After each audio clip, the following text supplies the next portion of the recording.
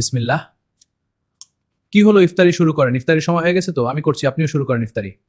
এখন ইফতারি করব কেন? এখনো তো আজান দেয়নি। আজান দিবে তারপর আমি ইফতারি করব। আপনি আগে কেন ইফতারি করছেন? ভাইজান, ইসলামের বিধান অনুসারে ইফতারি করার সম্পর্ক আজানের সাথে না, ইফতারির সম্পর্ক সূর্য অস্ত যাওয়ার সাথে। ভাইজান, রাসূল সাল্লাল্লাহু আলাইহি ওয়াসাল্লাম বলেছেন, যখন সূর্য অস্ত যায় তখন রোজাদার ইফতার করবে। সহিহ বুখারী হাদিস। ভাইজান, রাসূল সাল্লাল্লাহু আলাইহি ওয়াসাল্লাম বলেছেন, মানুষ ততদিন কল্যাণের উপর থাকবে যতদিন তারা ইফতার করতে তাড়াতাড়ি করবে। সহিহ বুখারী হাদিস। রাসূল বলেছেন, দিন ততদিন বিজয় থাকবে যতদিন মানুষ ইফতার তাড়াতাড়ি করবে, কারণ ইহুদি ও নাসারা ইফতার বিলম্ব করে। আবু দাউদের হাদিস। ভাই, আপনার কথা শুনে আমার এতদিনের ভুল আজ ভাঙলো। আমি এতদিন ইফতারির জন্য আজানের অপেক্ষা করতাম, সময় দেখতাম না। ইফতারির সময় হয়ে যাওয়ার পরও আমি আজানের অপেক্ষা করে ইফতারিতে বিলম্ব করতাম, সূর্য অস্ত যাওয়ার সময় খেয়াল করতাম না। এখন থেকে আল্লাহর দিনকে বিজয় করতে আমিও সূর্য অস্ত যাওয়ার সাথে সাথে ইফতারি করব, আর কখনো বিলম্ব করব না ইফতারিতে।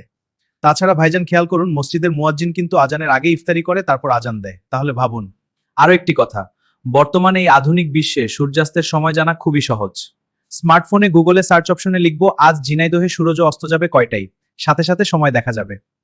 আর জাতীয় পত্রিকার প্রথম পৃষ্ঠায়ও প্রতিদিন সূর্য উদয় ও অস্তের সময় লেখা থাকে। এখন থেকে আল্লাহর দিনকে বিজয়ী করতে আমিও কখনো বিলম্ব করব না ইফতারিতে।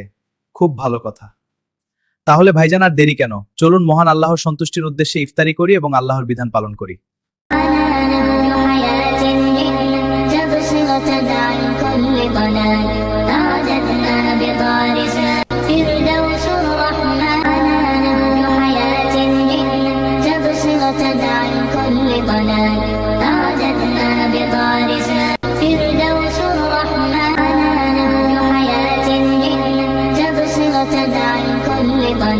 ভিডিওটি ভালো লাগলে অনুগ্রহ করে লাইক, কমেন্ট ও শেয়ার করতেও ভুল করবেন না।